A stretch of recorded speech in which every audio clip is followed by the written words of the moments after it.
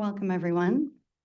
Whether you're joining us in person or online for this event, we are so grateful that you're here. My name is Kate Klepacki, and I am proud to lead OneAID alongside Catherine Baker and Jackie DeBecca, who are the real engine behind this event and have dedicated countless hours to bring us together today. Thank you to both of them.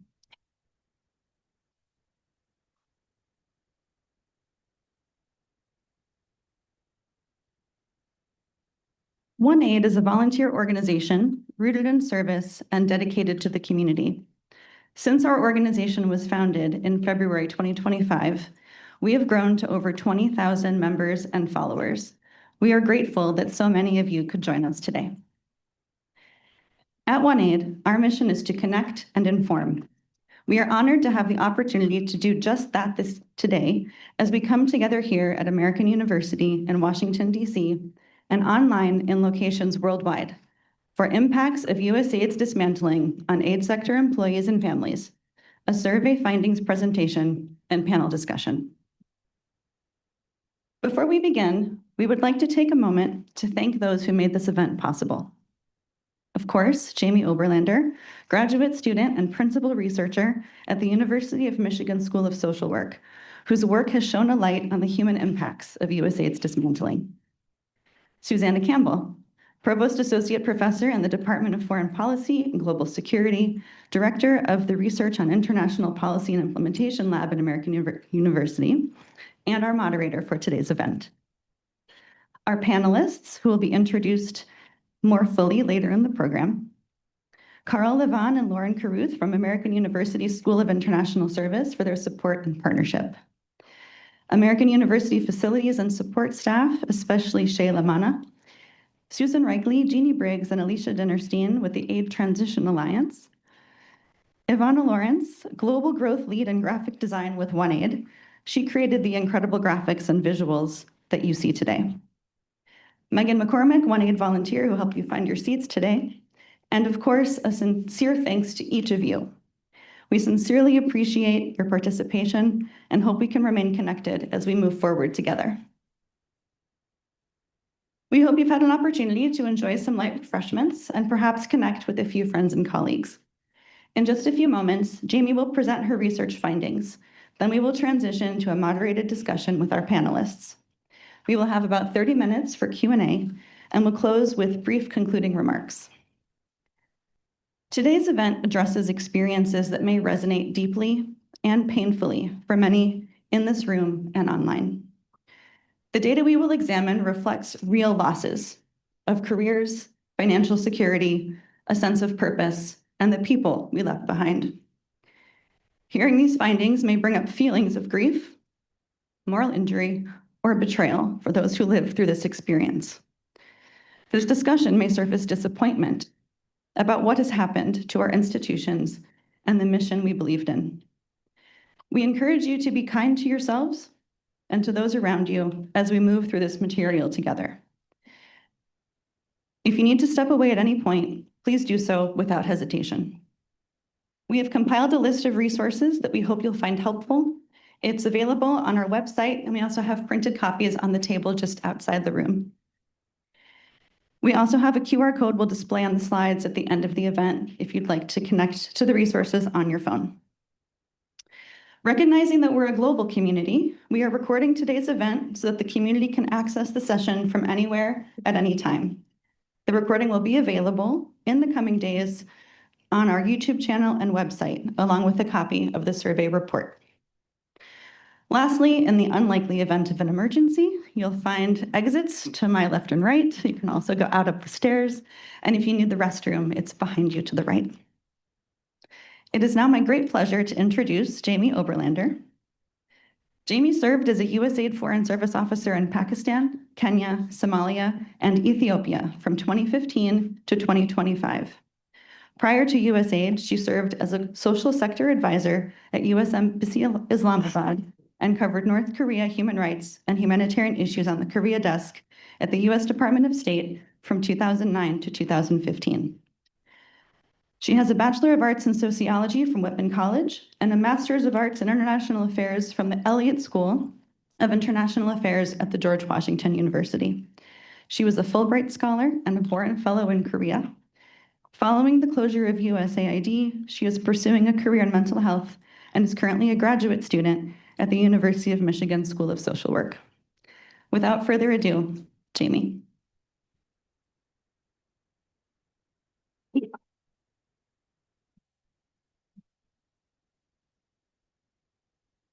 Thank you so much, Kate. And in particular, thank you for mentioning that this could bring up a lot of feelings, a lot of pain. And please take care of yourselves if you have been impacted by this. And I believe if you're here, you have been. And again, just a thank you to Aid Transition Alliance and to OneAID for putting this event together. You all have been almost as excited about these findings as I have. So let's see. I guess I'll start this presentation with a story, and it's a story of this survey. And oh, great.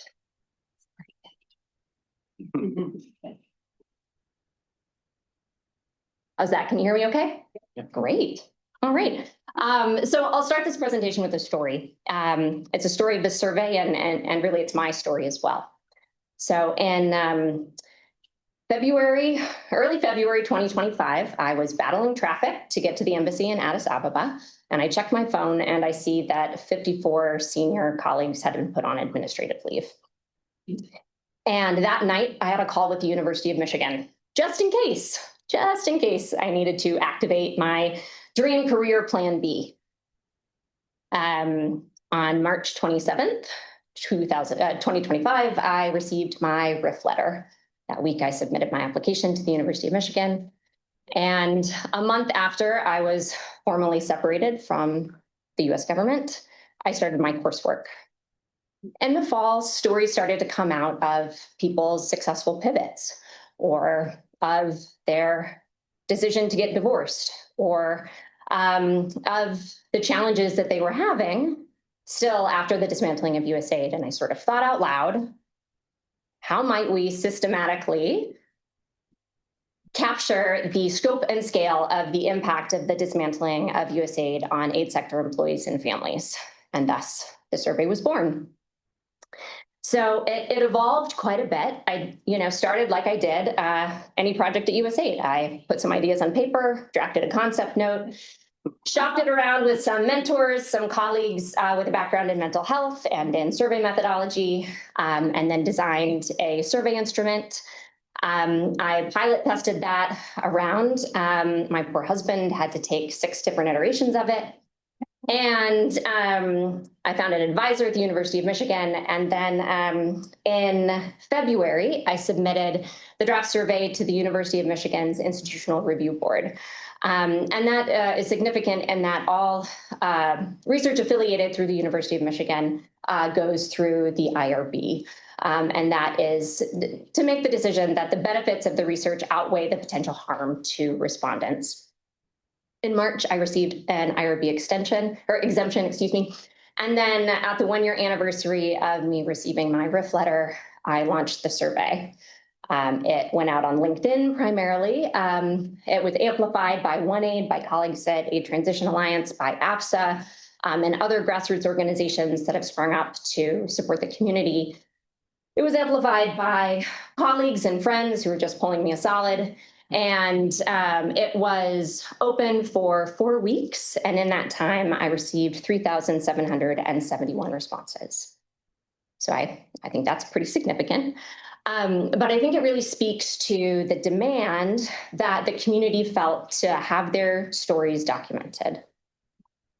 So a little bit about what I was trying to get at through the survey.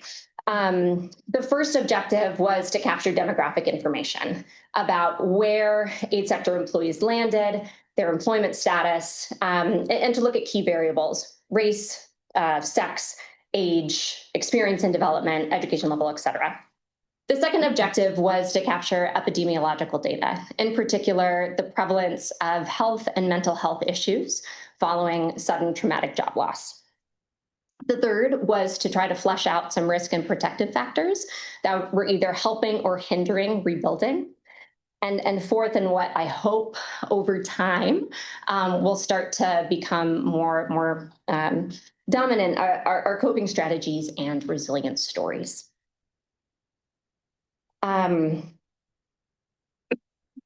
So I am deeply humbled and grateful by all of the response, by the 3,771 people who chose to share a part of their story with me.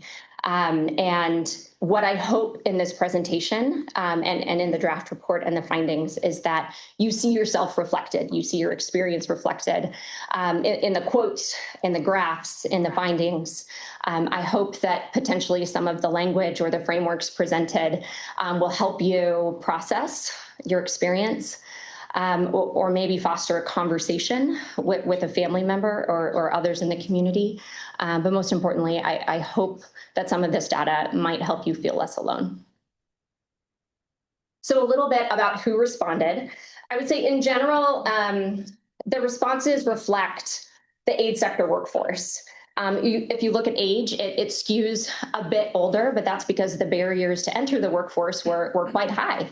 Graduate degrees, field experience, et cetera. So you have about 70% of the respondents being between 36 and 55. Likewise, I would say the racial and ethnic demographics also reflect the aid workforce. We had about 70% of respondents identifying as female. I should note that there was an other category, but for any finding presented, with a small exception of a little bit of employment data by sector, there's at least 30 respondents. So that is a way to protect identity in any of the findings that are displayed today. And lastly, because if you work in international development and you have a family, it's a family affair. So really trying to get information about marital and relationship status, about children, about their schooling, et cetera. Just a real quick snapshot about how representative the response was. We have responses from 49 states, from respondents from 52 countries. If we look at the number of former USAID employees who responded, it represents 18% of the USAID workforce.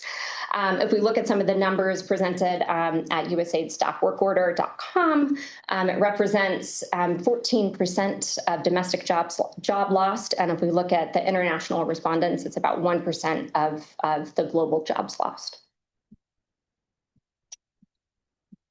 Now, maybe before we dive into the findings as they relate to employment, I'll just give a quick overview of some of the key findings and the key takeaways. The first one is, as it relates to employment, the majority of former aid sector employees are underemployed or unemployed. That those who found full-time employment have largely taken pay cuts. That recovery, particularly in terms of employment, is very uneven, and it varies based on key demographics, age and race primarily. And also the experience of our foreign service nationals is quite dire. The impacts were also deeply personal, and there were health impacts, mental health impacts, not only for employees, but their families as well. And of everything, a sense of moral injury really pervades. So now taking a deep dive into employment. So if we look at the rate of full-time employment, we have about 40% of the surveyed workforce responding that they now have full-time employment. Another 4% responded that they have full-time self-employment. So then moving to the middle category, the middle bucket of underemployment, we have 20% reporting that they have work as a paid consultant, and 15% reporting part-time employment. And then we move to the red. 31% of respondents reported no employment of any kind, full-time, part-time, paid consulting, et cetera. And 6% reported not actively searching. that percentage goes up with age, but overall, this is what we see.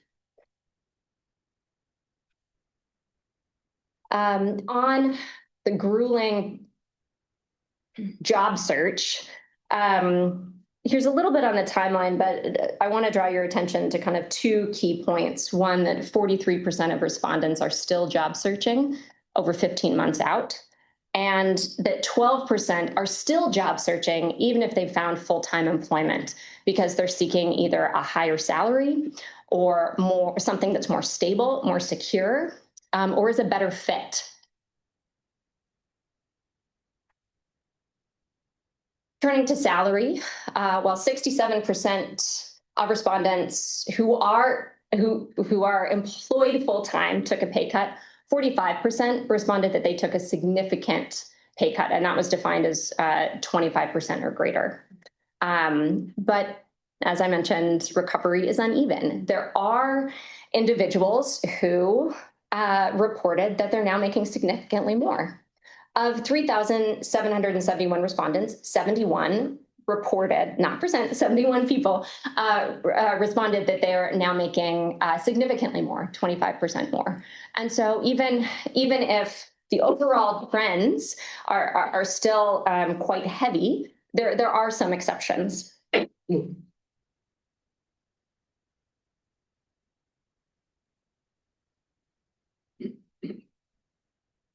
So now taking a minute to look at how age has plays out in terms of employment.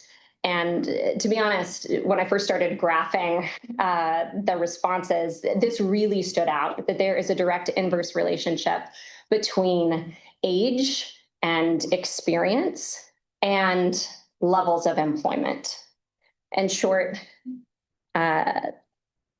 if younger employees have much higher rates of employment. Looking at this a slightly different way, we see that of those who are 26 to 35 are employed at about 60%, and each cohort sort of goes down from there, with those who are between 56 and 65 employed at about 21%. So now taking a minute to sort of unpack this experience at different age cohorts. For those who are younger and had less experience in the development sector, those in the 26 to 35 range, a lot of the qualitative responses spoke to a sense of, I'm still paying off my graduate student loans and for a job in a sector that's now nearly obsolete. So even if I've found employment, it's not what I went to school to do. It's not what I wanted to do.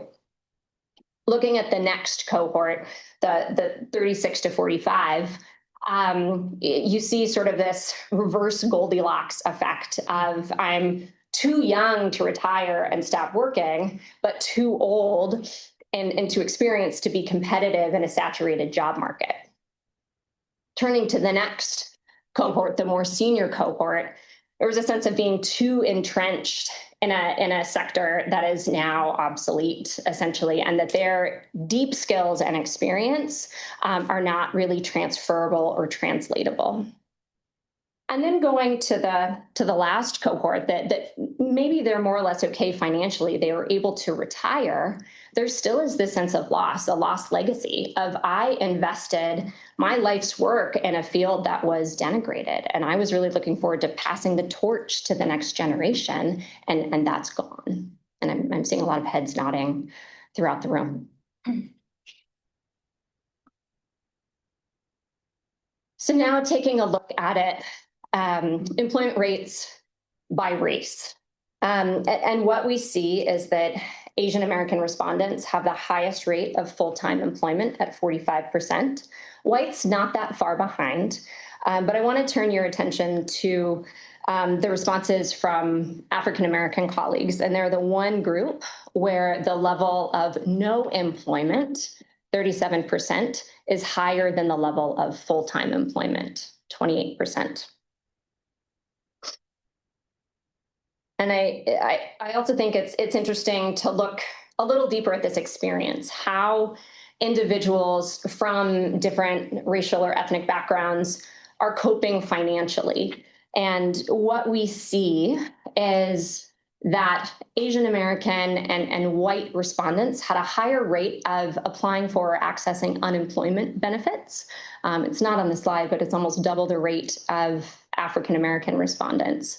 And when we look at the most extreme coping measures, such as taking on debt, delaying major payments, such as mortgages or rent, or selling assets, in particular, people mentioned selling their homes, that is being done at a much higher rate for our African American colleagues and to a lesser extent, our Latinx colleagues.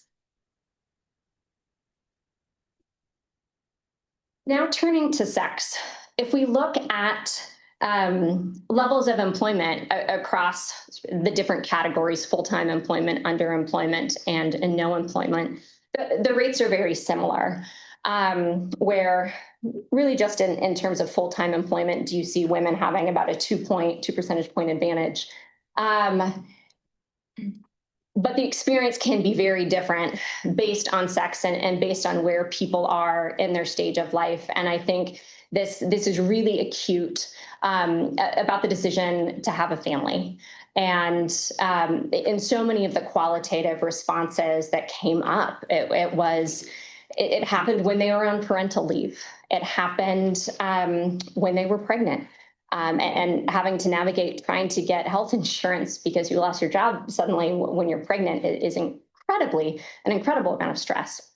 Or about the decision to start a family when all of a sudden your financial security is thrown out the window.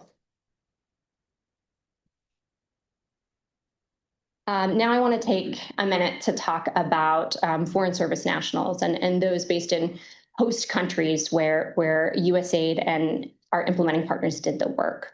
To be honest, if I could do one thing differently about this survey, I would have adjusted the language a little bit to be more inclusive for our FSN colleagues. Can go over some of the decisions that I made in survey design in that discussion. But I was grateful that 267 foreign service nationals responded to this survey. And what we see is sort of like with our African American colleagues, the level of unemployment is greater than the level of employment.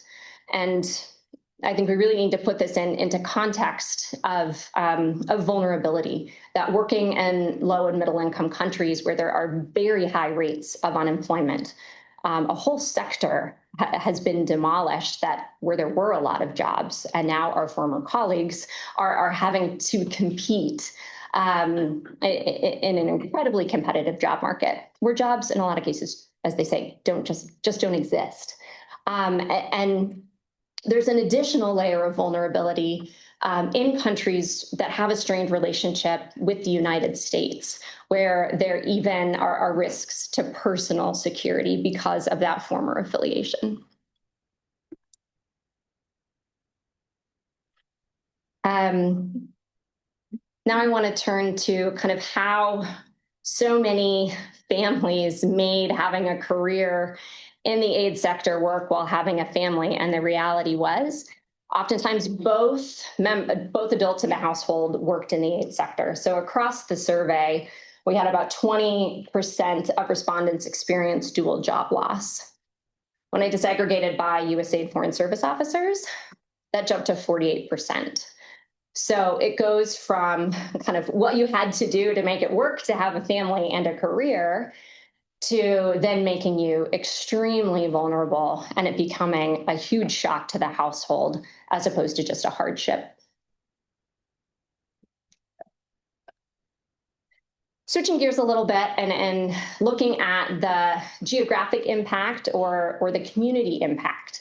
In January 2025, and I'll use the USAID Foreign Service as an example for this. In January 2025, 75% of the USAID Foreign Service workforce was based overseas. As of April 26th, when I closed this survey, that shifted. 75% were based in the United States. And the majority of respondents, 57% of respondents, are in the DMV area. But as I mentioned, we had responses from 49 states.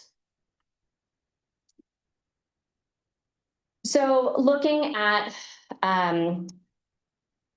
employment by state, we see some interesting trends emerge.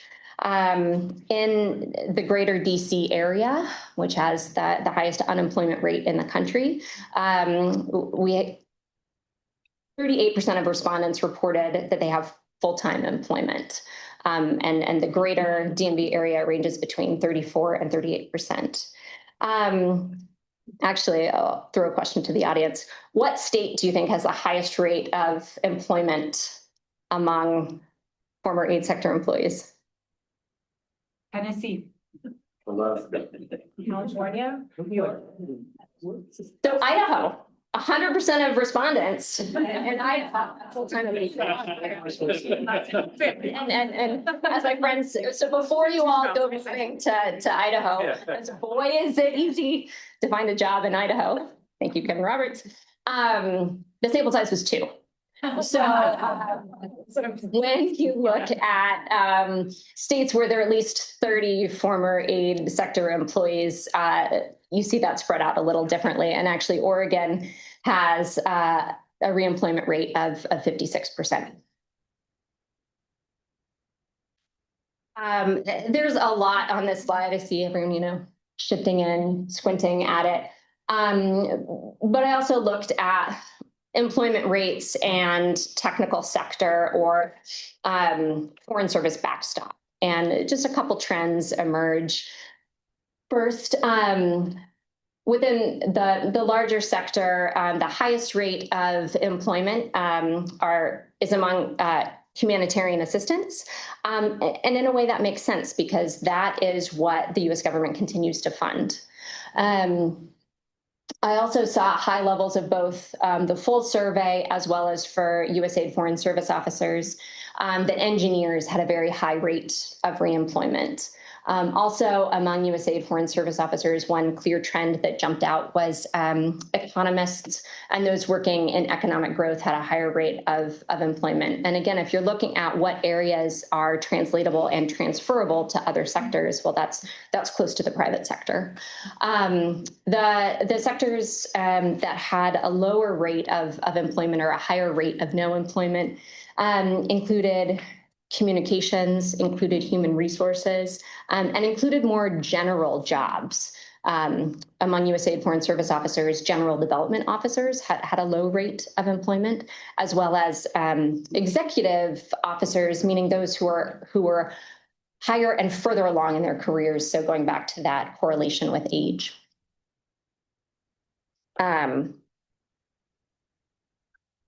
So now turning to how this affected people in their bodies, in their psyches, and in their sense of self. 81% of respondents reported experiencing stress-related physical health issues, and that manifested in headaches and panic or anxiety attacks and sleep disturbances and GI issues and respiratory issues.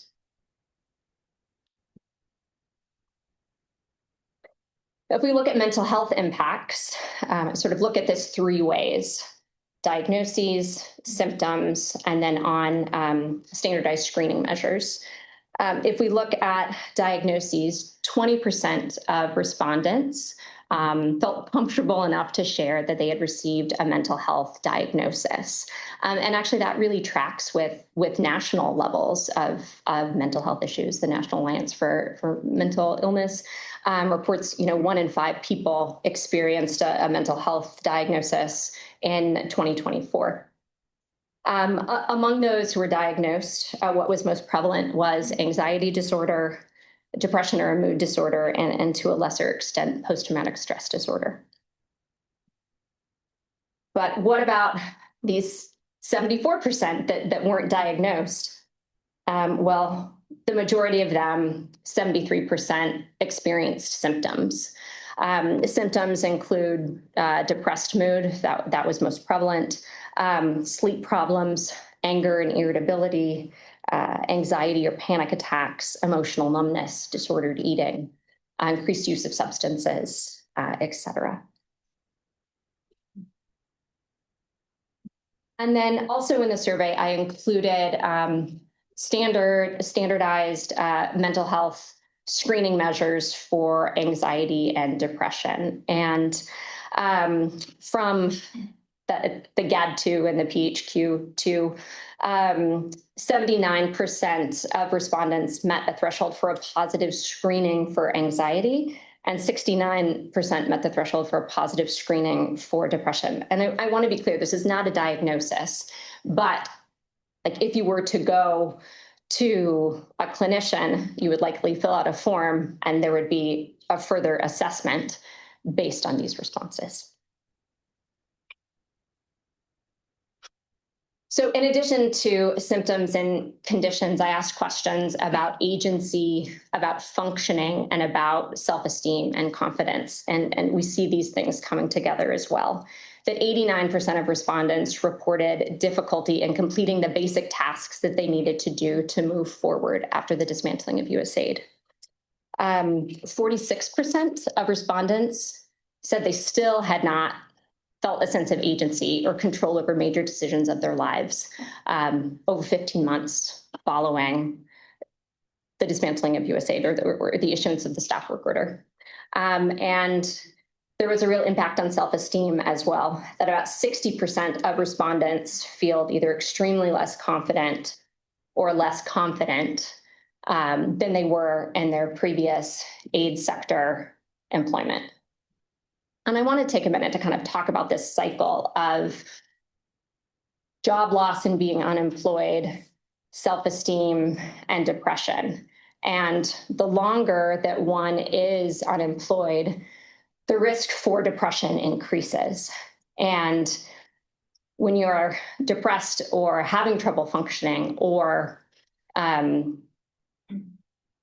not having a high level of self-confidence, that can manifest itself in how you present in job interviews, in your kind of stamina for continuing a job search. So kind of this reinforcing cycle that is really hard to get out of, particularly in a saturated job market that we face. Now I want to talk about sort of the complexity of the experience. And, we have 3,771 different experiences of this event. And I looked at a couple of different measures to try to capture the complexity of the experience. In particular, moral injury, I drew from the moral injury distress scale, identity disruption, job loss, complicated grief, anger, and also looked at social withdrawal as social connections are key to coping and recovery. So what we see, and actually, I do want to take a minute to just share a little bit about moral injury. And this is a term, is a framework that emerged out of work with veterans. It also has really been applied to health workers after and during the pandemic.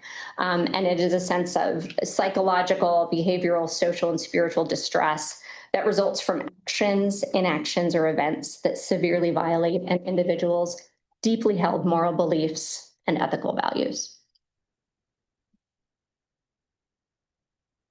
And across all these measures, I gauged the intensity.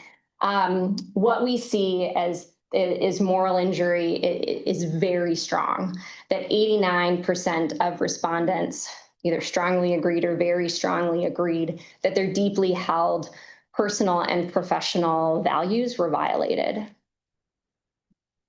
Also, in terms of moral injury, that about 83% of respondents felt strongly or very strongly that they were betrayed by trusted institutions.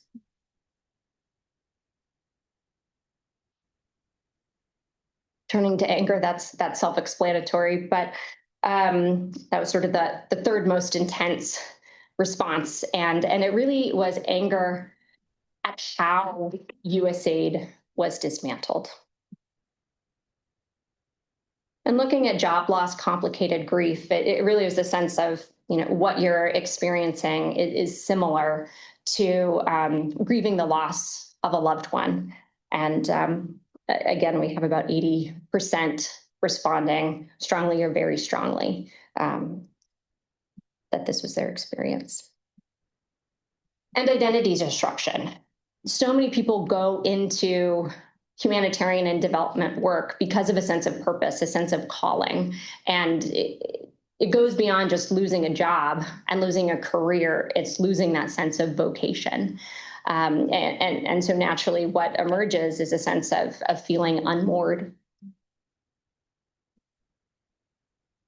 And actually, before we turn to that, kind of one other real theme that came out in some of the qualitative responses was putting these things together, this identity disruption and moral injury, where not only have I lost my purpose, my calling, my vocation, but I know that people are suffering as a result, that partnerships ended, that beneficiaries, those who are most vulnerable, have lost their scholarships to continue their education, did not get their seeds or other agricultural inputs in time for a planting season, that life-saving humanitarian assistance stopped being provided. And now turning to how the ripple effects impacted families. The survey asked if in 2025 you experienced a change in your relationship status. And some could argue this might be a little bit of a leading question. But I do think it's important to really document how this disrupted families. And 11% of respondents indicated that they had a change in relationship status in 2025. And 46% of them directly attributed that to the dismantling of USAID. I also wanted to look at some of the more qualitative impacts on relationships and asked if it made your relationship weaker or stronger. 42% said really no change. 24% said it made it weaker. And 21% said it made it stronger, that sort of those bonds forged under pressure emerged. And now looking at the effects on the family unit and in particular children. I'm sorry, there's not a legend here, my bad. But the green is respondents who were based in the United States, and the blue is respondents who were based overseas when the stop work order on USAID was issued. And sort of what we see across the board is that those who were based overseas had a much stronger, more complicated response. That if you put it all together, about 80% of respondents reported that their children struggled.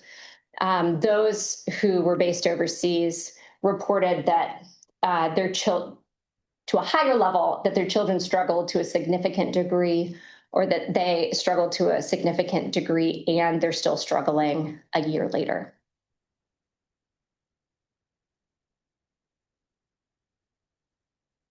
And in terms of mental health effects, 60% of respondents either had family members who experienced mental health distress symptoms or received a diagnosis. So now turning to sort of that fourth objective of the survey to try to capture coping strategies and stories of resilience. And I looked at some measures to gauge post-traumatic growth, and that included acceptance, finding a greater sense of purpose, discovering inner strength, positive reframing. And as you see, the intensity is much, much lower on these measures. Actually, you can look at it this way with the moral injury, identity disruption, job loss, complicated grief on the right?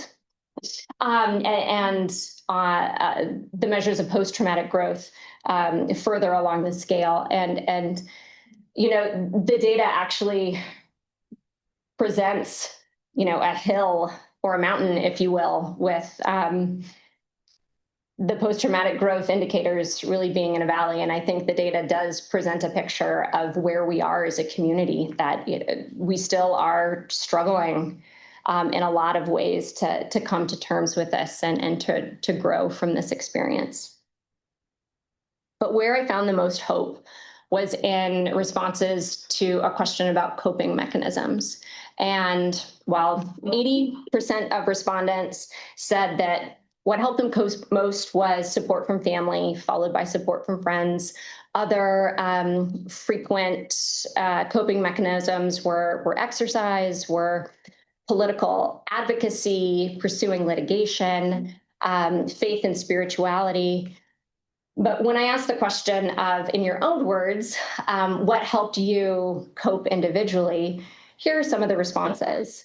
And while there were some that were maladaptive, that cited alcohol use or frankly just said nothing helped.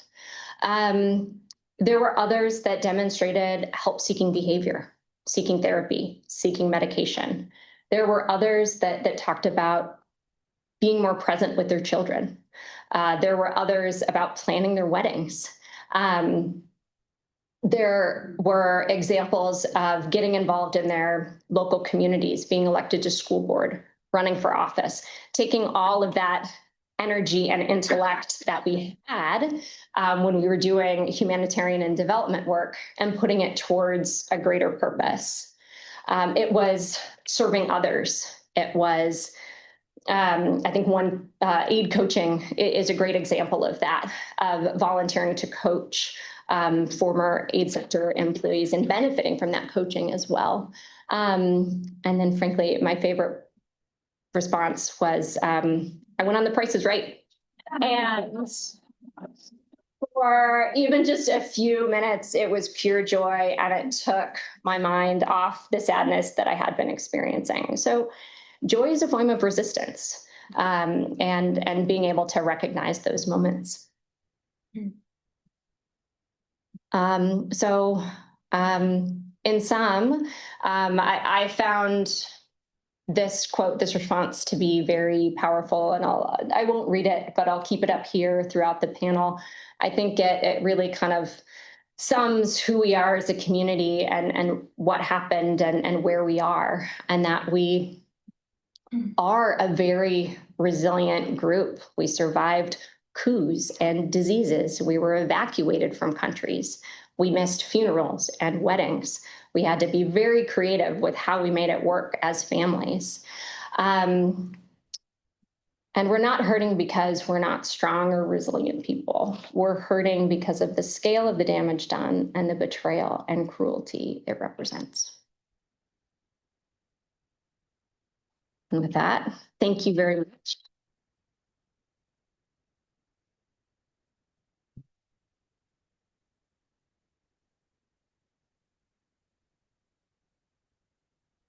Amy, for the incredible work. Could all the panelists come up, please? Just the fact that you got so many people to respond to a survey this in depth and this long speaks to the importance of this work to them and the excellence of the work that you're doing. So thank you.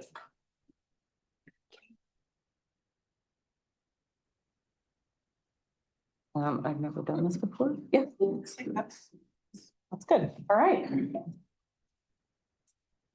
Hi, everybody. I'm Susanna Campbell. I'm a professor here at the School of International Service and am very impressed with this work and grateful to have all of these people who have given a lot of their lives to this field kind of help us reflect on this.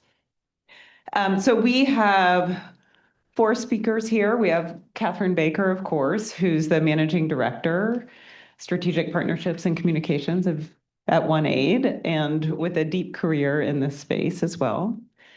We have Susan Reichel, the co-founder of Aid Transition Alliance and a former USAID counselor. We have Ann Simmons-Benton, the Deputy Chair of the Board, Society for International Development, US. And we have Lynne Cripe, the CEO of the KonTerra Group. So I think what I'd like us to do is I'd like each of you to kind of, and we're going to come back to you at the end, okay, to answer 2 questions. And to try to do it in like 4 to 5 minutes. So what struck you most about what you heard? And where do we go from here? What would you like to say about where one goes from here? We're actually going to start with Anne at the far end. I think the survey was remarkable. It was an unprecedented event in US history. And we are a foreign service family. My husband was State Department. I left a law career to join USAID. So the dual jobs part really spoke to me. We did miss funerals. We took kids overseas who ended up being medevaced for different things.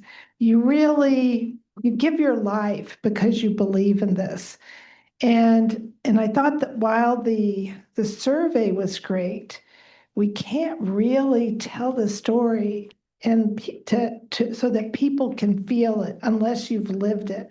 And that's where I think the American people do not really understand the trauma that was experienced here. I would say that if I could wave my magic wand and do anything, I would not blame anyone for this happening, which is really hard to do. I would try to look forward and say, this is unprecedented. This is really like COVID, and say that the government should play a role in helping people. I think certain things like forbearance of mortgages, forbearance on student loans. I mean, I'm a mother and a grandparent now, so I see this in many different ways. But some of the things that were done when an unprecedented shock hit the country should be done for our Americans who gave their lives and their careers to work for USAID. I have a little list, extended unemployment compensation at a higher level, because I said to my husband, because we're more grown up now, I said, if we were in Russia and we came back at like 40 years of age with 3 children, and I was responsible for my mother, we would have had to sell our house immediately. So it's like, so unemployment compensation extended at a higher level, healthcare subsidies to pay for insurance. I mean, you lose your insurance right away. People don't understand this. Funds for mental health treatment for parents and children. And those foreign service kids, the third country kids, they go through adjustments, but this kind of adjustments where their parents have lost everything, we don't know the impact on them. And a general fund for changes in costs directly related to the loss of job. People had moving charges, legal costs to renegotiate loans, other costs, job reskilling programs, AI, updated certifications, and new fresh degrees. I mean, because I'm with SID, and all these are my personal remarks, not reflecting any organization which I work with. But,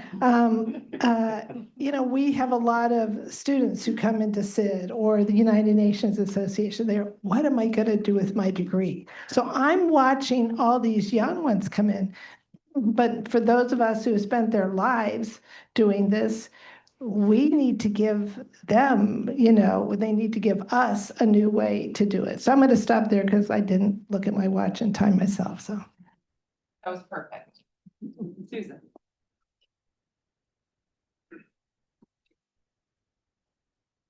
Okay, well, first I want to thank Jaime. I mean, this was an amazing amount of work that in the thrust of what you were going through, you said, we need to know, we need data. And that is such a development approach to it. It's like, right, we're evidence-based. We believe in the importance of understanding the impact and the data. So thank you for doing that. And Susanna, I want to thank American University for not just hosting all of us a full room tonight on a very hot night in DC, but all of you joining online and to join this panel to talk about the importance of this data. Because I'd say at least every other day, I get a question, what happened to the people who not only work for USAID, but in development? Like, we saw it online, obviously, we saw what happened, but people want to know, and this data is so important because it enables us to answer those questions. It enables us to advocate. It enables us to keep us not only in the news, but front and center, because this isn't over, right? We've never shied away from a fight. That's why you went into development, is because you believed you could make a difference. And when you saw harm being done, you didn't run away, you ran towards it. So just a couple things that when I looked at the data, I was like, wow. Just to echo my dear friend Anne, because we were in the Foreign Service together in different ways, and the dual loss and being, the impact it has on a family, and we could relate to that. And these numbers brought that to light. So thank you for that. The indication of how race disproportionately played an impact didn't surprise me, but it really depressed me, because 6 years ago in 2020, as we were in the start of the pandemic, which we didn't know, we were also having a racial reckoning. And if we looked at the impact, if we look at the impact with this data of what it's had on African Americans and people of color, it's unconscionable and it's unacceptable. And even though we know it's not surprising, I just want to put in a plug for another organization that I'm the chair of, the Coalition for Racial and Ethnic Equity and Development, which we started 6 years ago as a purely volunteer organization, because we believed we needed to do more in our sector for greater racial equity and ethnic diversity. And I'm proud to say 6 years later, we're still going. Because we said now more than ever. And I just want to encourage us, and for those who are out there who are part of this, horrendous statistic, that we're not going to stop fighting. It doesn't matter what they've done to USAID. It doesn't matter what they've talked about with DEI. We know the importance of this. And so one of the things CREED is doing is actually launching a mentoring program. So if you want to be part of it, please let me know. But also if you want to be a mentee as part of this program, to keep it going. So that struck me.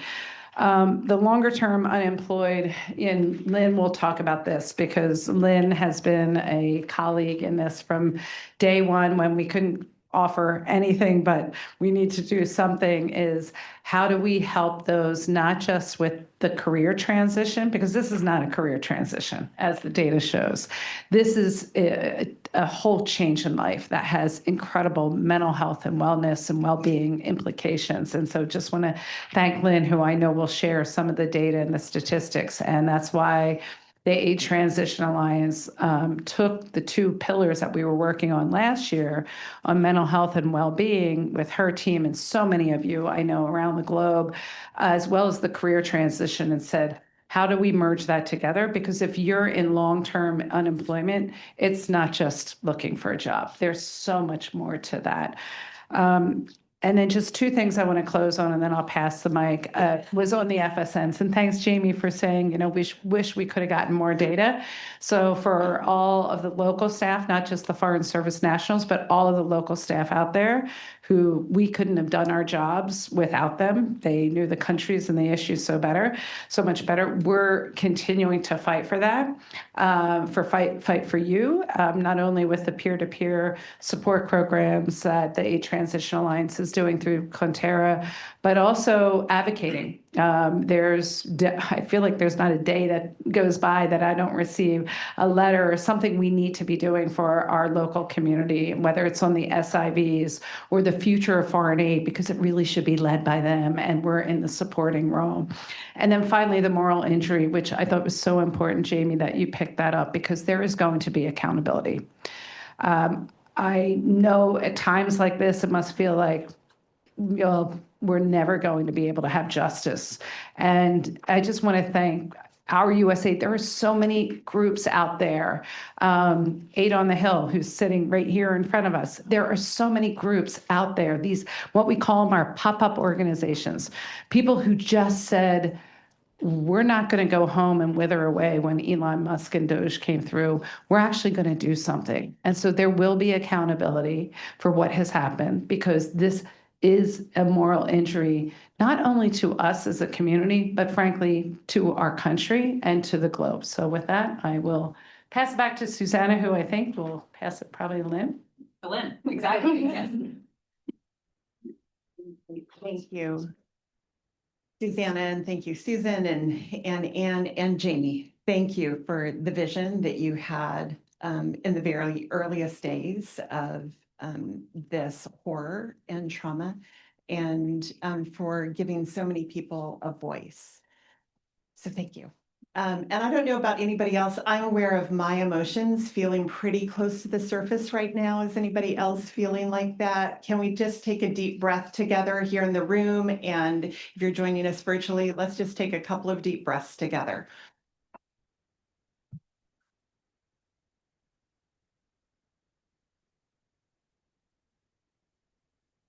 Can you tell I'm the mental health person? As I reflect, I first just want to acknowledge that, as is true for all of us on the panel, this is personal for me.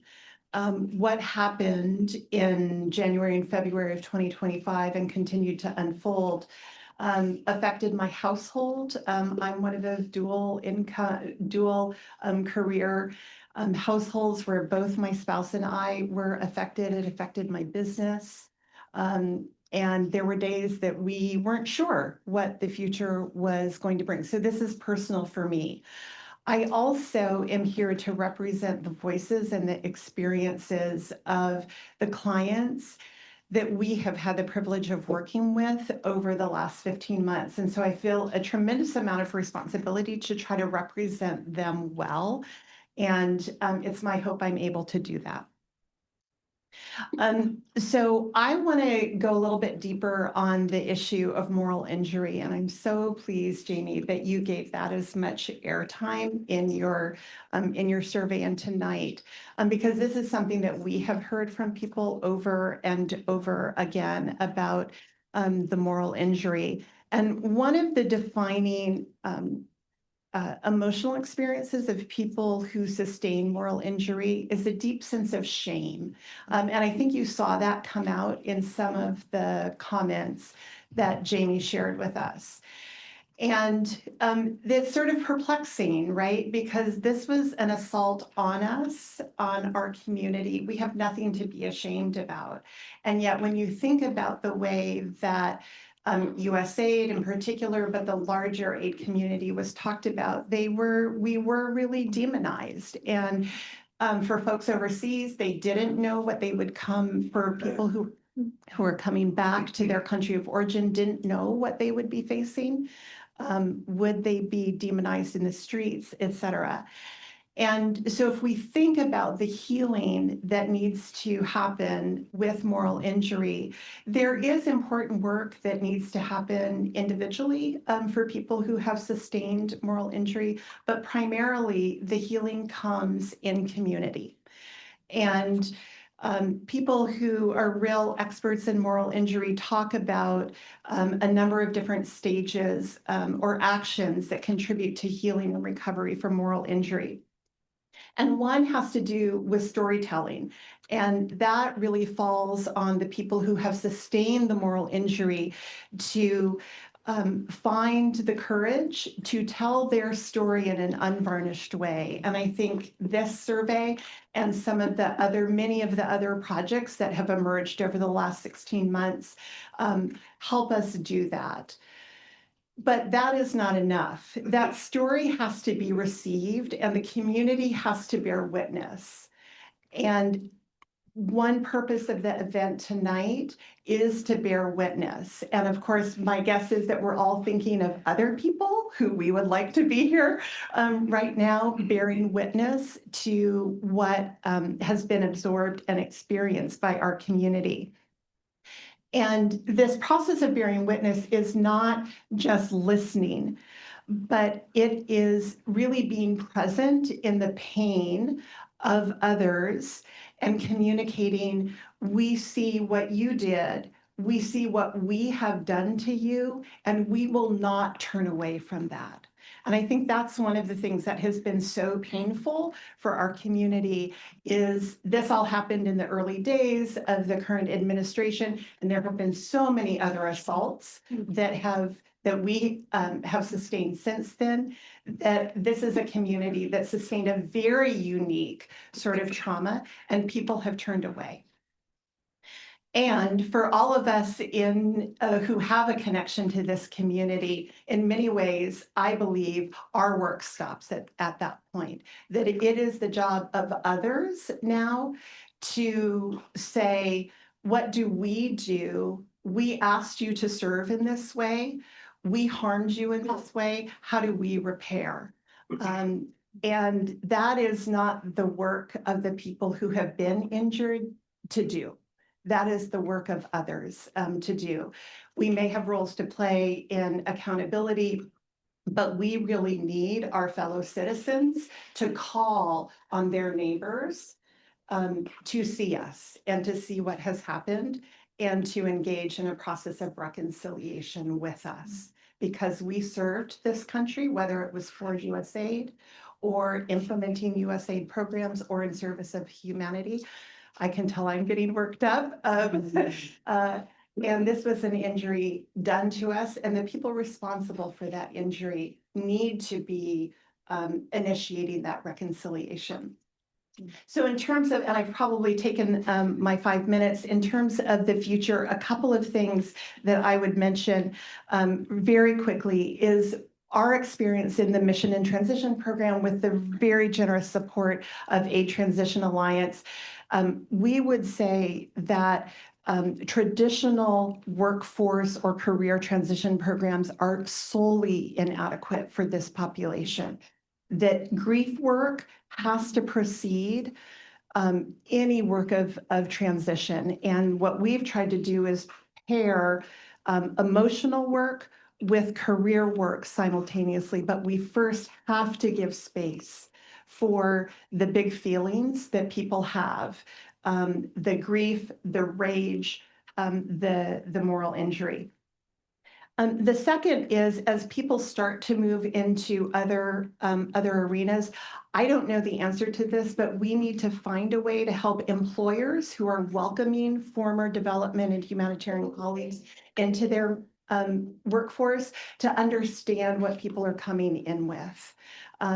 And understand the trauma and the pain and the grief that people are entering their workforce with. And then finally, whatever the future of humanitarian and development assistance looks like, we have to double down on our commitment to staff care within those organizations, because we have an entire workforce who is traumatized, and that's not going to go away anytime soon. Thank you, Lynn. Catherine. Hi, everyone. First off, congratulations to Jaime. This has been such a labor of love the past couple of months. And I don't know about you all, I felt seen for the first time in probably 16 months through a PowerPoint presentation. And the first time I got to look at the data, I texted our group chat and I was on page 4 and I said, I'm already crying. And so I was very moved by it. I didn't know how much I needed to be seen like that. And so I hope all of you here and online were able to see yourself in this data and take away something empowering from that, knowing that you aren't alone. We as a community are still really struggling. And I think that 16 months after my last paycheck, you start to see the LinkedIn announcements and, oh, you're so happy for your friends. But as an HR professional with a background in conflict programming, I think I score the least in reemployment. So again, really needed to see, it's maybe it's a little me, but not entirely me. And again, thank you to AU. I also want to start off with that. Susanna, Carl, and Lauren, and Shay in the back. You all have been phenomenal. So some of the things that struck me the most, I won't go into it too much because I think probably some of it was my own ignorance. I didn't anticipate the demographic data to be that jarring. I myself am a mid-level professional. I didn't think that I would be Googling, articles on ageism at 36, but I think we're there probably. I think there was some ignorance on my own part. I didn't fully anticipate how much race would play into reemployment. And I think that when we talk about where we go from here, I think that those are some gaps in the general programming. And I think we kind of need to start calling out a spade and what it is, because it's pretty significant when you look at it in those graphs. One of the things I wanted to say too, and as we look at moral injury, I don't know if any of you caught the Scott Pelley interview, but yes. Okay, I have some really emphatic nods here in the audience. Aside from Jamie's PowerPoint presentation, that's the second most I've ever felt seen. If you haven't caught it, it's on YouTube, but Scott Pelley talks about how the loss of his career at 60 Minutes at CBS News, it was equivalent to the loss of a loved one. And specifically, one of the quotes was, he hasn't worn the uniform, but he has served his country. He was in combat for this country. He was in Afghanistan and Iraq. He was shot at. And he did this because he loves his country and because he believes in democracy. And when he said that, I ugly cried in front of my mother, who was like, why are you crying about Scott Pelley? I know it's that. No, you don't get it. So again, I encourage you to look at that. But I think where we go from here, and it made me feel like we have so much more work to do, which was a bit overwhelming, but I thought we've done a lot as a volunteer movement. We still have gaps. And I think something that's been really important to us at OneAID is we've always centered on the community, because we believe there is no foreign assistance without our workforce, without all of you here, without our colleagues online, without our local staff overseas. And I feel so shut out from discussions about the future of foreign assistance and how do we rebuild this and frameworks. 60% of us aren't working full time that were before. And I think we need to acknowledge that. We need to focus on our people. So as I look at where are the gaps, how do we program, what can the larger we do? I think it's exactly as Lynn and others have said. I think we need more specific programming around what are the impacts of not only traumatic job loss, but long-term unemployment. How does that manifest? That's something I don't think many of us have probably felt before, at least I hope not, that there's a complete dearth of jobs in their area of expertise. I think also this is such a key opportunity for us to own our own stories, maybe for the first time. We have spent 16 months having so many things said about us. I am trolled so much online, and I have had things said to my face that I never thought would be said to my face. There is significant misinformation, and now that we actually have data behind it, we can use those numbers to illustrate the harm. My mom lives in an active living community in Southern Florida, and that is my testing ground for a lot of talking points. And so I was there last week, and I said, did you know, because people say, you're just one very nice guy, you're just going to have to move out of DC. You got to go somewhere else for a job.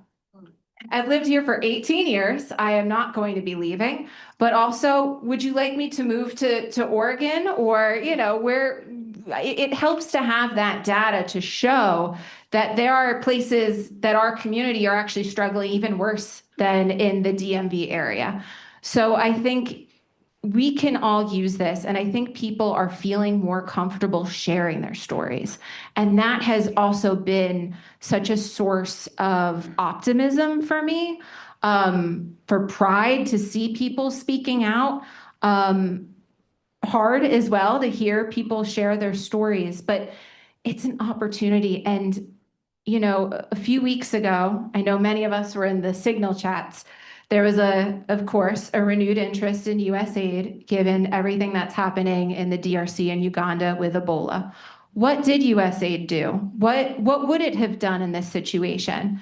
And it kind of felt like, what's the expression? It was something coming out of a fire hose. I'm really bad at idioms, but it felt like we were trying to answer so many questions about our work and try to have a cohesive message and connect the right experts who had worked in those countries, who had responded to those outbreaks in the past, to connect them.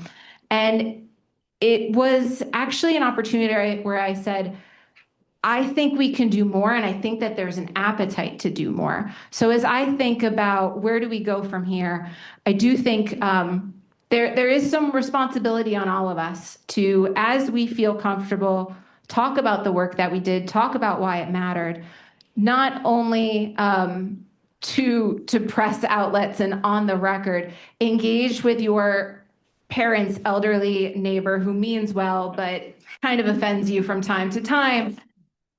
And talk about human to human, where are those connections? Another gap, and I don't think we've really fleshed it out. I'm a childless cat lady, so again, ignorant. I didn't anticipate the impacts that this was going to have on children. And I don't think that we, the larger we, have done enough to really call that out. And again, these were the parents, I imagine, responding on their children's behalf. What are our children actually saying and feeling and experiencing, and how can we meet those needs?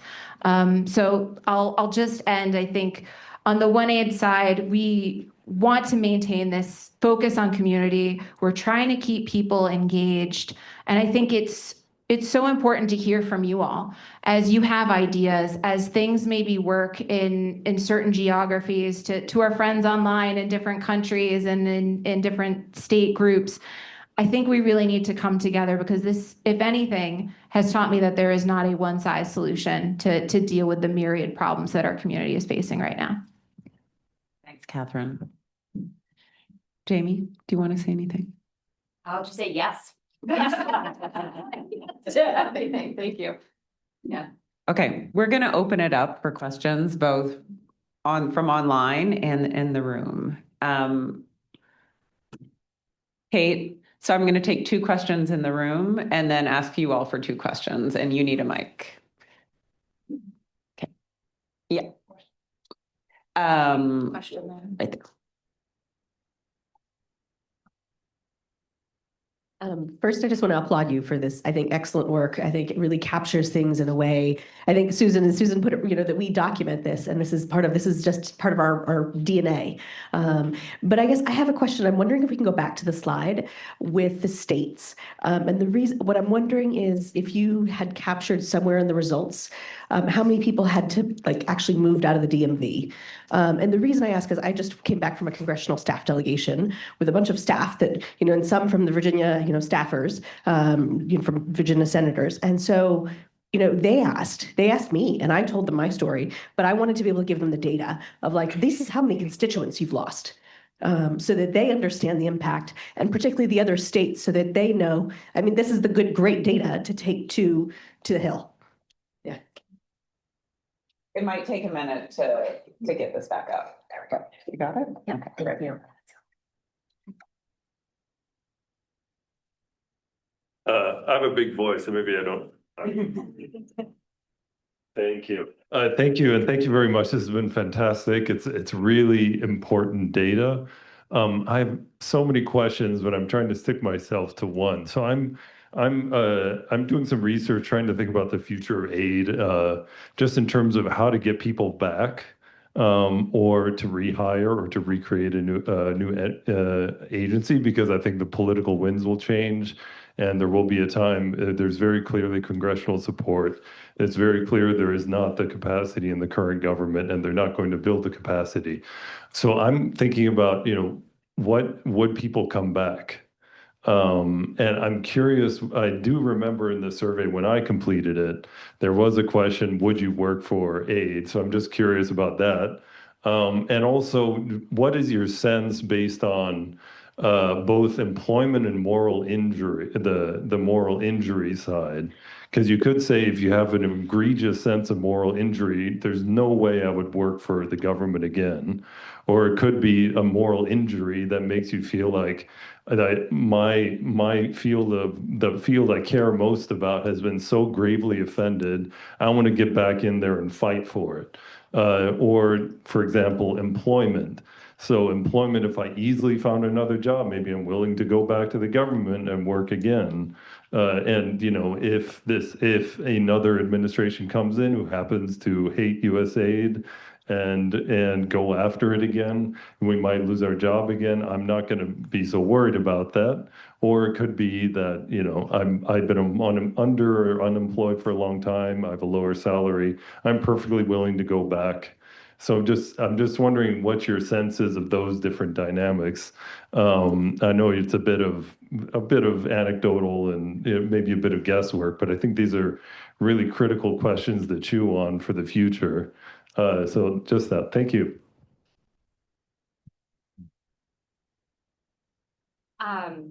Short answer. To your question about did I capture those who moved from the DMV area, not very cleanly, but could go back into the data and try to reconstruct some of that. And to your question on who would be willing to work for the government again, if you give me just a second, I can pull up the exact numbers. Okay. Yeah. And I don't know if Lynne has anything she wants to add sort of on the moral injury question. I don't necessarily have anything from the qualitative responses about, you know, what would push someone back in if it's run away or draw me back in. But I do want to take notes on things to follow up with. You know, I did ask if people would be interested in being interviewed or would be interested in completing a follow-up study. And that's the only contact information that I have. Otherwise, everything was completely de-identified. But I am looking to go to that next phase of gathering more qualitative data. So would love input on what to ask in the next round. To be honest, I've just been overwhelmed with just this response rate. So this is all that I could put together in a month. I'll be interested to hear those figures as well, Jaime, about the number of people who said that they would go back. And my reflections on moral injury and what that might mean for return, these are my own reflections. Not with data behind it, but I suspect that my hypothesis is that would be a very individual journey. That as people think about what kind of accountability have they received, what is their own process of sort of dealing with and processing their own shame and guilt, which is so closely tied in moral injury, that for some people that might seem a very redemptive pathway and a way to forgive. And for others, I could imagine that trust would be so broken that it would be impossible to think about going back. So all of that to say, I suspect it would be a very individual journey. I just wanted to add very quickly, because Catherine made such an important point of like, why was OneAID formed? And why do we have thousands? I mean, amazing, more than 20,000 members. This is an all volunteer group of 3 women. Let's take a minute. Like, that's amazing. And why? Because in the end, development is about people, right? We are part of an ecosystem of people who never saw this as a job. It was always more than a job. And that's what OneAID does, is help keep us all connected. And so when we think about the future of foreign assistance, and I share in that frustration and I'm glad there are lots of groups out there thinking about it, but they need to hear from you. because you are the last ones. I actually left USAID 9 years ago. And I said, no. You need to talk to the people who were just part of the development community, not just USAID, but the implementing partners, because they understand more than anyone what needs to be part of the future of foreign assistance for the time we're dealing with now. And just also want to make a plug for the knowledge rescue team. I know many of you have been part of, taking, as websites were taken down, data was taken down, you saved it, you worked with the whole knowledge rescue team as part of the Aid Transition Alliance and ADST, because that knowledge, your experience, not just explicit, but tacit knowledge, is absolutely pivotal to inform the next wave. And that's what we're all trying to do. But OneAID is the connective tissue for all of us in this ecosystem. Thank you, Susan. Anne, did you have something? And to add to that, of course, supplementing on the margins of all that is the Society for International Development, where everyone is also welcome. We do have our conference coming up June 18th, and we've worked really hard which was not easy, to get voices in the administration from multiple agencies to tell us what they're thinking. And the first time we did it, we didn't get any answers. But this time on June 18th, we actually have a lot of voices. So it's, we have another couple of years with this administration. So it's a goal to see where we are going. So I would say you are all welcome to attend because SID has shrunk, because our population of companies and everything has shrunk. We have very low entry fees, but we have very small staff, so we are not doing it online for the first time. Previously, we had thousands of people from overseas and even in the US watching that, plus the one at the Hilton, which I called the World Economic Forum of International Development. But it's been a big question whether we should push to survive, and there's a lot of people working really hard to keep that moving. So I think all our different groups need to come together. And if I could correct something I sort of said in the beginning, so you don't think I really don't care about the moral injury. I'm sort of a lawyer. I am a lawyer and economic growth. And so, I mean, my first thing is how do we make people as whole as possible so they survive and their children survive and they have all that. So I was really focusing on that. As I mentioned to Lynn, my daughter is a mental health therapist, so she would have weighed in immediately. And I do think that's an entirely complete piece of it. And even though I wasn't employed and I was out, I was affected, but the moral injury I feel for everyone in our community is really strong. So I think we need to do both in a perfect world. Get several tracks, use what you built and advocate with that on so many different fronts, because it's hard to tell that story without data. And so the data, the quantitative plus the qualitative plus the narrative, maybe all our communities can come together to do that. Great, thank you, Anne. So Jaime has a response, and then we're gonna go and get a couple questions online, okay? Yeah, that was great. That bought me time. So 11% of respondents said they would not consider working with the US government or on a USG funded project again, just 11%. There are others with some caveats, and responding was not mutually exclusive for this question. 53% said they would consider working for the US government again, only under a different administration. 39% responded they would consider working with the USG or on a USG funded project again if reinstated or offered another position. 21% said they would consider returning to work in the aid sector, but not with the USG or with USG funding. So anyway, I'd be happy to get this to you a little bit more officially than just in response. Okay, we're gonna take a couple of online questions. Kate is, okay.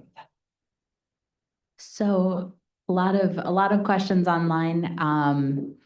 We have somebody who would like to know more about the breakdown of responses by hiring category and hiring mechanism. And then let's see, there's another question. Chris Milligan chimed in and wanted to know if this was going to be an annual survey, and that you did mention. So, just so you know that one. But then there's also a couple questions about young folks who are still undeterred, that are still on a career track to stay in international development. Have you learned anything from the responses that could inform or advise about how to position yourself to land well if this all happens again in 6 to 10 years down the line? Jamie? Sure. So I don't have the exact numbers in front of me for responses by hiring mechanism, but I can speak to the broad trends and then pull up the specific data.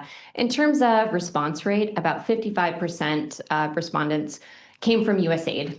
About 30 or 35% were from implementing partners, and about 15% reported being with international NGOs. The remaining handful were either Peace Corps, MCC, Department of State. So USAID did have the highest number of responses. Looking at employment, I remember the level of full-time employment for those who had worked with USAID and worked with implementing partners was the same. It was about 41%. Where there was a difference was that those who had worked on the implementing partner side last, and recognizing that people jumped around, but who last worked on the implementing partner side, they had higher rates of employment or lower rates of no employment. So more employment of any kind than USAID employees or those who had worked with international NGOs had a higher rate of consultancies, but a lower rate of employment across the other categories. I'd also looked at it by USAID hiring mechanism, not to reinforce that caste system that, we all lived under, but just because I thought it was interesting, especially if you look at, those that were more part of the private sector, like implementing partners, or those who were institutional contractors who got laid off or fired, let's be honest, first. So that would be a different experience, but also I think more of them got hired back on in a way that foreign service officers weren't. So I have all the data, and it's sort of, disaggregating it to answer different questions. Annual survey? Annual survey.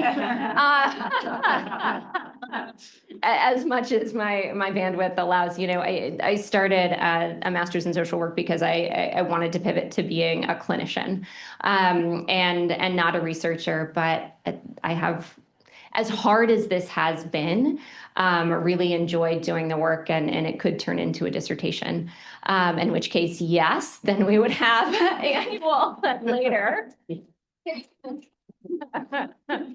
But I do, at least when I'm still with Michigan and can use the platform and such, I'm interested in doing it a year later, and then probably 4 years later, so then it would capture 5 years. And then you can write a book. And I can write a book. That's fun. So I'm going to take a couple other questions from the room. Actually, I'm going to take 3. And then we will turn it back, and we still have the kind of advice for new grads or advice for people who want to enter into this space that I would like for everybody to address. So we have, oh, come on, people. Okay. One right here, yes. Thank you. Hi, Mike Henning. I'm with former aide with AFGE now, and just a huge fan, supporter, collaborator with OneAID and many of the people here. And, we are fighting, right? And I really liked how Susan put that. That's something we do in development. You see a problem, you go for it. You unpack it, you study it, and you work against it. And that's what we're doing. So many groups volunteering. I myself am actually volunteering. But, we as a union are actually suing the government. We are advocating on the Hill. We are seeing progress, even on the Republican side. Not to get too political about it, but People like Russ Vogt are going to see this survey and say, this is great. Look at all this harm. Look at all this suffering. And that makes me angry. It makes a lot of us angry. And anger is not a horrible reaction. It's a normal reaction. It's something that can motivate. So that's what we're trying to do, is to motivate people that care about this issue, within, people that have worked in it, but also well beyond. And it's working. We're having impact. It's really been incredible to see how much people understand USAID in a way that they didn't before. And sometimes maybe that's the fact. After you lose something is when you notice it. But now is the time when we're actually potentially seeing openings. So what I wanted to ask any of the panel, and it's not so much a survey question, because it really is, like an advocacy question. These are tools we can use for advocacy. Now's the time when we can set up protections for workers to prevent the kinds of radical protections for implementers, so that their funding is actually paid when they have bills that are due. There's so many little pieces here of what went wrong. And I think a lot of the stories, probably even more the qualitative ones, could help us unpack and isolate those things, because there is movement, there is legislation being drafted, and there are friends that want to hear it. So I don't know if the panel would like to answer maybe a couple top things that would be needed when we get new legislation, because that's something that we care a lot about. Thank you. I think in the yellow shirt. Thank you. My name is Edwin, and I was a US employee for 16 years. And I like to say that I was born, raised, and educated in Peru. So I saw a lot of you guys down there. And if I am here, it's because of many of you. So thank you for that. And I'm doing a doctoral dissertation on leadership journey, and I'm more than happy to contribute with this annual survey if you want to take it on, or we can take it on at all. Two questions. The moral injury part, is that part of a literature that you worked on, or does it come from the survey itself? And the second thing is, has this been done at the American University or any university setting for the first time, or has it been done before? Because if it has not done before, I'd like to contribute to see if we can do it in other universities. And only at the darkest hour, right, we can see that the light in the sky will be shining soon. So it happens to all of us. And, coming from a country that suffered a lot and still suffering, what's going on right now in US, it will keep happening unless we do something about it, right? And I think words matter. We shouldn't talk in future, will be, but rather I am, right, or we are. So we are fighting, and it is not necessarily where do we go from here, but how do we move on? Because we have to move on at a certain point. Thank you. Thank you. Sir on the corner here, please.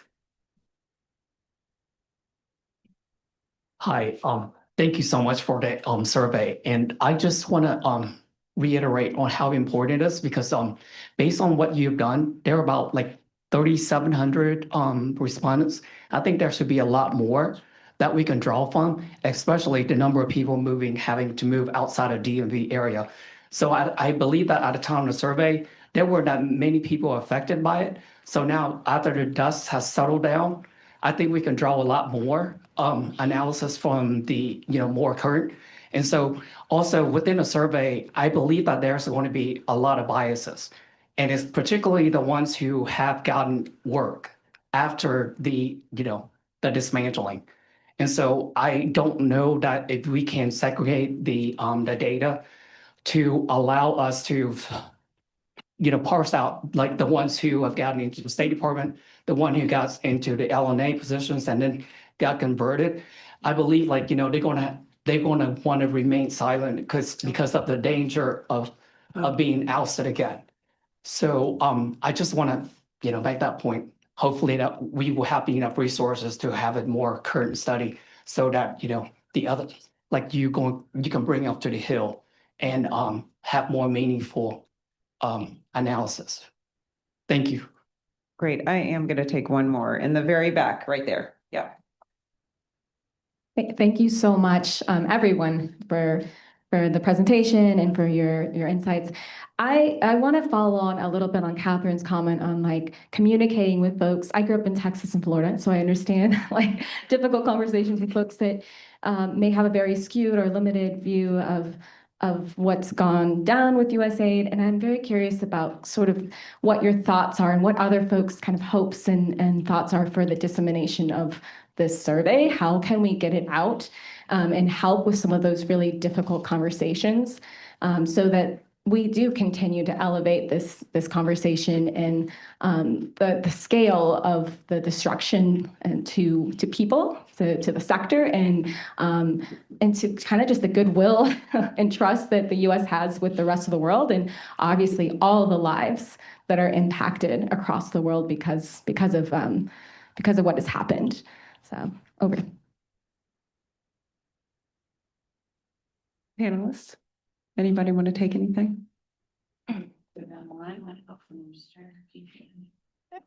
I grew up in Texas, so I understand exactly what you're talking about. And I've been recently at a ranch in Sabinal, not too far from the border. And the hardest problem when I talk about this, there are still people who think USA did terrible things with that money. And I really hate to say that in this room because it just causes more damage to everyone. But we have to be honest. And when we tell the story of the lives who've been affected, we have to really tell the story again about the great work. Because there's so many naysayers who believe those 1-minute clips on Fox, et cetera, and all the things. So I told you as a lawyer, so I always say the bad stuff. But I think we have to put that out there. What did USAID really do?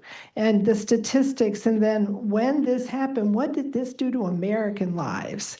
And so it's like bundling it all together to tell the story. Because if, my Texas friends who kind of roll their eyes like, oh, it was a boondoggle you were on, is really hard. And, but those are people who I've known for years. And if they'll say that to me, there's so many more people out there.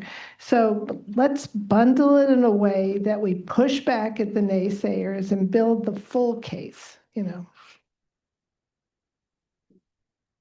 I'll try and just maybe briefly talk about each of the questions, but building on this about the importance of getting the story out. And we've been talking about storytelling, but also data.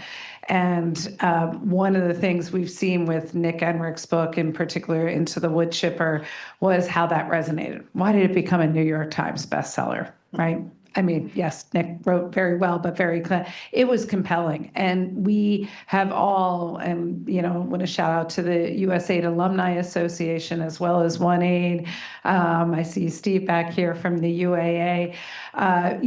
This is a cross-country tour of state groups and just, getting out to each of the states and creating forums to present this. So just throwing an idea out there, Jaime, as, working with Nick on these different state groups and state teams, because that's where it's at. I mean, the DMV is one environment, but we have to really be out there as clearly Anne said. And the point about universities, and again, thank you to American for hosting this.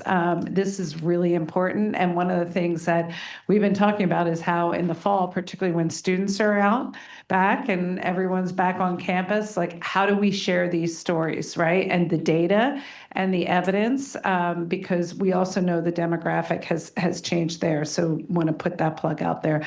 Mike, the importance of just, what do we need to do moving forward? Because that is going to protect the ecosystem of this workforce, which is absolutely pivotal. And just as, we looked at 9/11 in many ways and said, we never imagined that could happen. We never imagined this could happen. Well, it's happened, but we're going to rise again, as Bruce Springsteen obviously said. So I'll just stop there. I will put in a plug, though, that this study, this data gathering needs to happen at least annually. Jaime, we need to get you a team and we need to get you resources, but data and evidence is absolutely pivotal to telling the story. In response to the earlier question about what advice might we have for younger professionals, I don't know the answer to that for myself, but I'm thinking about some of the work as a small business owner that I've been involved in election protection. And our sort of mantra has been business protection is election protection. And I think career protection is election protection. I think many of us are understanding in new ways what citizenship, and I'm using that in the broadest sense, not what passport you hold, but citizenship really requires much more than I think many of us have given up to this point in time. So that's just my one possibly unhelpful reflection on that point. In terms of, apparently I'm going to share a whole bunch of, like, not a whole bunch, but a couple of half-baked ideas here. But in response to the question from our colleague about what kind of protections might be useful, what immediately came to mind as you were talking was the first stop work order that my company received was from an implementing partner who lost their funding and so had to stop the mental health services that we were providing to their Syrian staff. And so overnight, there were 1,000 Syrian employees who really, to the best of our knowledge, the only place that they received mental health support was through this workplace-based program. And so that's what's coming to mind for me. How can we ensure that those kinds of services are not only housed in the workplace, but that particularly for national staff, foreign service nationals, continue to have access to that after their employment. And I'm also thinking about how do I not become the older neighbor that like nobody wants to talk to. So I'm thinking, how do I keep growing so I don't become that person?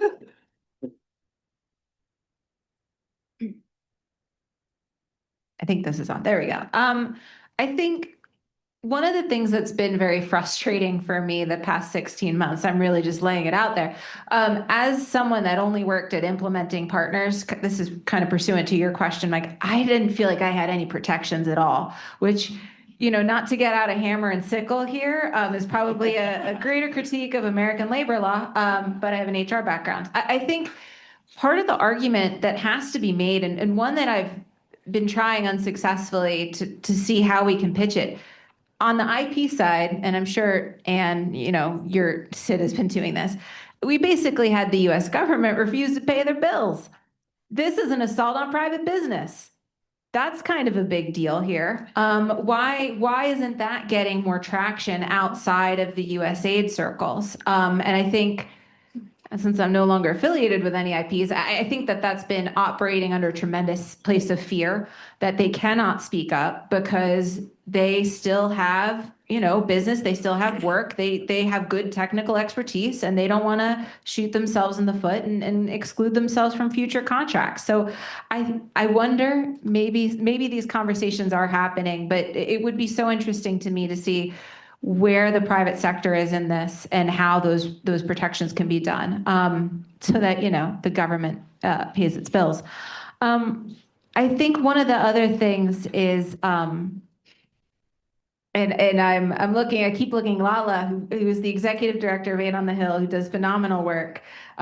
There's a reason I don't do the legislation stuff because I don't understand it. But I think part of what's been really critical, again, she's heard me say this, I think we need to drive up the constituent demand for foreign aid, which is to your point, Gina. And one of the things that we've been trying to do through OneAID, we're volunteers, we don't have a lot, but we've raised a little bit of money. And what we created was a OneAID ambassadors program. And we've already given out over $1,100. That number's about to go up to probably about 12 state groups and the United Kingdom, shout out to them, to do activities in their own communities. Some of that, it's been a lot of picnics and getting to know you things. There has been some advocacy where they have had member level meetings with the representatives in Texas.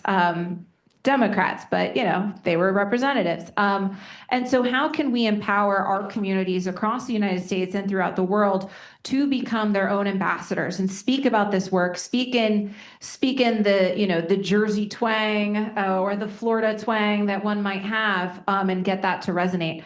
We had a conversation a couple weeks ago, actually, with a candidate who's running for Congress in Kansas. And I'm going to share this story because it gave me a little bit of hope and I wasn't anticipating it. And he said that he's hearing a lot of interest on the campaign trails about USAID. And I said, oh, it's Kansas, the farmers, right? Kansas farmers, they've been out there. He goes, no, people just care. And I was like, oh, I wasn't anticipating that. He said, morally, they just care. And I was like, wow, I feel like a jerk. So I was like, well, one of the things is like, have you heard of the film Ravina's Choice? And, so we started talking about that. And I said, have a screening in your community. And I was like, we should talk about this. Have your local library or rec center or your church, whatever, screen the film. And to me, and, again, shout out to Atul and his team who did such a phenomenal job humanizing the work that we were doing without a lot of noise, without a lot of commentary, just letting the work that we did speak for itself, to me is the most impactful tool for advocacy that we can have. So I want to say, there are opportunities, I think, especially any friends that are outside the DMV and maybe in certain areas, we really need your voices to think how can you have those conversations? And I think maybe you will be less jaded than I was, and you won't be surprised, but people actually care. So. Well, again, yes to everything. But to answer a few specific questions, to the question on literature on moral injury, my understanding is that moral injury became an accepted term by the American Psychological Association in 2025. And it is just starting, and Lynne might correct me if I'm wrong, baby social worker here, that it's not part of the DSM-5-TR, the Diagnostic Statistical Manual, that is what is used to diagnose people with a mental health condition. It is not directly incorporated in that, but there is some language that talks about moral distress. So there's starting to be kind of increasing awareness about moral injury as a framework for understanding this type of distress when values are violated. To the point of has this survey been sort of disseminated, or could we do it again? I think we could consider opening up another round. I know that there was demand. Some people reached out after I had closed it with interested again. So that's something to think about. This is the first time these findings have been shared. The survey closed just a little over a month ago. So it's the first time I'd be happy to consider taking the show on the road. But I also want to think about how the community can use this information for greater advocacy work, and thinking about how to make this available in a dashboard that people can disaggregate it by their state, for example, so they can then speak to this. These are the affected number of constituents, and these are the unemployment challenges that they're facing. So I'll be giving some thought, and I'll continue to debug the OneAID team about kind of how we do this, but how do we make it available? We talked about making the report available on the OneAID website, at the infographic. Everything that's been produced to date, we can make available on the OneAID website, but then also we'll give some thought to how a dashboard could be made public so that everyone can draw upon these findings for the work that you're doing in your communities and such. Okay, we don't have much time left. So what I'm going to do is see, this is the last chance for something from online. Is there anything? Okay. All right. How about in the room? Okay. Who else? I want to see all the hands so I can take stock here. 1, 2, there was 3, 4, 5. All right. And make it quick, please. Lauren. Okay. I'll be really quick because I don't have a question. My name's Lauren Caruth. I'm chair of the Department of Environment Development and Health here at AU at SIS, and we have the International Development Program. And I just want to tell you, like, despite my predictions, we have a strong class of graduate students coming in next year. People believe in international development and humanitarian assistance. They continue to think it is the good work. So, I mean, thank you all for being here. Thank you to OneAID. We want to continue to be a place for you to come. So let us know how we can support you and how we can support these students who want to bring it to the future. So just a thank you. Thank you.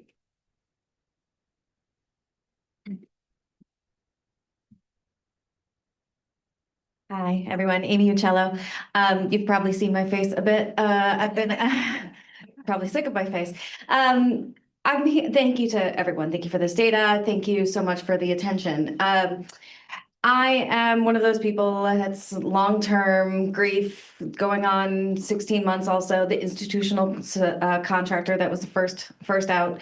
And I hear two messages. The message of moral injury and this long-term grief, and I feel it personally, like what I had in terms of resilience in the beginning is almost gone. Like it's dark days in our home. Also a dual household that's been impacted. But then I also know and hear the need for us to get out there and advocate, because at the end of the day, the American people still are our clients more now than ever before, because they need to tell their representatives to keep the money flowing and to keep foreign aid happening. So the propaganda was wide and it landed with a lot of people. And the best way to fight that is from the inside, from those of us who know what it is and know what we did. But yet we're at this place emotionally. So how to the baby social worker and those who've been doing it longer, how do we reconcile those withering capacities for resilience and fight, or those who have truly moved on, right? Have moved on emotionally, financially, job-wise, and maybe have left something behind and don't have the capacity or time to fight. But we need the fight. So how do we wrestle with those two things? Thanks. Here.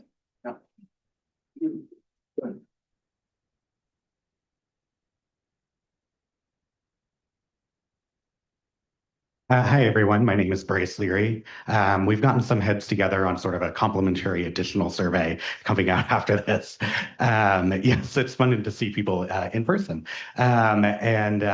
Curious from our panelists, we're really focused in this new survey at looking at a lot of work around advocacy, like Mike was speaking about, and things and legislative pieces too. What are the additional pieces of information, in addition to this wealth of knowledge we've just generated, that you and your organizations and the folks you're working with would want to see and learn in order to help you do your work? And maybe some of this will be answered in one-on-ones after. I'm sure that's a more detailed question as well. I had two other hands. Where were they? Did I call any? Okay, that one. And who was the last one? Okay, great. Good afternoon, Don Niss, former USAID. Good to see you.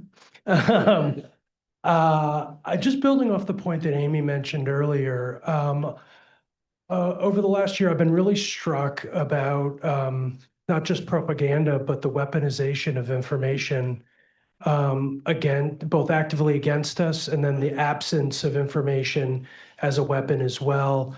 In the survey, I'm curious if you saw any more granularity with respect to like the absence of data. I was stationed at the Pentagon when all of this was going down, and quite honestly, I was finding out more information in Politico than I was in any of my emails. And then the ubiquitous Signal chat started popping up, which in other ways has really broken down a lot of walls between USAID staff and implementing partners. And I think that's really important to try and preserve going forward. But I'm really curious about this weaponization of information, of libel, quite frankly, against USAID workers and implementing partners, the impact, and what ability do we have to, obviously, there's so many people doing great work, Aid on the Hill and OneAID and others to fight against this. But How has it kind of shown itself in other ways, and are there other ways that we're not thinking about in order to combat that? Thanks. Thank you. We have a final question in the back, I believe. Okay, great. Hello again, I'm Steve Haken. I'm with USAID Alumni Association, so really appreciate the work you've done. And I wanted to say that, Jaime, your work has increased my knowledge, and as a result, I have lots of questions, of course, and that's a great thing. But since we have a number of organizations represented here, I think if we have the opportunity in the future to broaden the range of questions, it'd be interesting to know the impacts of the networking that our organizations are having on both mental health and on success in getting jobs. Okay. We have 4 minutes. Okay, so I think, and I think we probably have to move out of this room at 8, but there is space in the atrium if people want to keep on talking. So let's do a relatively quick response. Very positive on youth. Just to let you know, we get a lot of youth that come to the United Nations Association National Capital Area, another group. I'm the chair of that, from Model UN and the Graduate Fellows Program, which come from all over the area. They're continuing to work. And so just keep the good job up. Yeah, I want to echo that. I mean, this is not over, right? And so it's so wonderful to hear Lauren about this new group coming in, want to really emphasize how important it is that we build these intergenerational alliances, because we need to not only share what we've experienced and learned in the older generation, but also I learned so much. I mean, most of the people in this room I've never worked with, and I just am like, wow, amazing leaders. And so that intergenerational piece is absolutely key. And for what we need to know, and it was brought up at some point, is there's a lot of knowledge about the impact at the community level, right? About what has happened overseas. And that is so important to gather that, because that is from, and speaking to obviously our local partners and local staff overseas, that is what drives people to say, back in Kansas, like, no, we didn't sign up for this. We really care. This is not who we are as a nation. These are not our values. So. Amy, to your comment, and thank you. We have to, I think, figure out how to fight as a relay team so that we can hand off the baton and everybody gets respite as they need it. That's one thing. And people absolutely need space to process. And I think that's a role where philanthropy can come into play, because mental health workers are burned out. We have the pandemic, there's tremendous need right now, and we swim in the waters of capitalism. And so mental health professionals unfortunately can't continue to do the kind of pro bono work that has often been expected of them over the last couple of years. And so I would plead for philanthropic support for those spaces. Amy, as you were saying your question, I was like, yeah, I feel you. Amy and I have been in a lot of articles together, and I'm also sick of seeing my own face. And I think it would be so interesting to someday have a panel about the grassroots movement that arose out of all of this, and talk about burnout and frustration and all of that. I think, though, what I see is, I think people now, some are doing better, or they feel more comfortable or confident or whatever it is, speaking out than they did 12 months ago. And some people, I spoke with someone just the other day that just lost their job for the first time in April, and they were going through everything that I was going through in April 2025. And so I think it is being able to tap in and tap out. I think now we do have established networks and groups and folks that you can come to if you want to start sharing your story, if you want to get into advocacy. Aid on the Hill has their whole membership model. There are more venues to do that in a way. Do it with our state groups, volunteer. So I would definitely encourage people to check that out. I also think it is okay to take a break, and it is also okay to choose your battles. Maybe you feel like you fought the fight on USAID. We all love our work. Maybe this no longer brings you joy. Maybe taking up something in your local community or fighting the 2011 other topics that are out there, something like that, it is okay to lay down the baton on this part of your life if you need to and if you want to, if you have to. I think something that's interesting on the weaponization of and absence of information, I think there's a lot of information out there. I think we have trouble communicating it. So many times I communicate with journalists, and I didn't work in the government, and I thought I knew USAID. No, I didn't, because when I hear USAIDers talk, I realize there was so much bureaucracy I could never understand or fathom. And so I think it does become, honestly, a strategic communications issue of how are we presenting with journalists and the American public, essentially, because that's who we really want to talk, because I love that. They are our client. How are we communicating those impacts? So I think that there's areas for follow-up there. And then impacts on networking. And I think we, as a largely grassroots movement or organizations that are very heavily reliant on volunteers, are trying to help how we get the word out about different resources and networking opportunities. So I actually think we are seeing some tremendous gains in that, especially when it comes to a strategic opportunity like this event, how we can come together and work. But we can talk more over some caprese skewers. Jamie. It's daunting to have the last word. So I'll say yes, the yes and to everything that's been shared, and maybe potentially add one more thing or sharpen one point to your question, Amy, on burnout. And that is yes. It's okay to lay down the baton. It's okay to share the baton. But also oftentimes connection is a really powerful antidote to burnout. And so coming together tonight, coming together on a survey, coming together in these conversations in our work together can be energizing when you're ready. Great, thank you. I'm going to pass the mic over to Kate. First, I want to thank Shayla Mana over there with the camera and Lauren Caruth.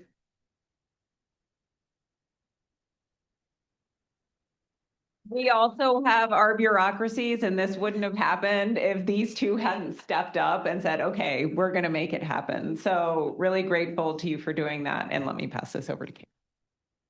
Thank you. Do I need the microphone? You probably don't. Yeah. Or do you? Yeah. I think we turned that mic off. Yeah. Great. Wow. What an incredible time that we have spent together today. I'm incredibly grateful to all of you for being here. For those online, thank you so much for joining us. To the panelists, Susanna, Jamie, I don't know what to say, that we wouldn't be here without you. And so thank you so much to all of you. Just a really quick few things, because I know we're past time and you're probably still hungry. If you are here in the room, on the table outside, we have these resource sheets. Please pick one up. You'll find a lot of information on the back. There is one that I would just like to flag here on the top. We do have a community support series that we're hosting in partnership with the Somatic Experiencing International Group. We already had the first session, but there's still 5 more.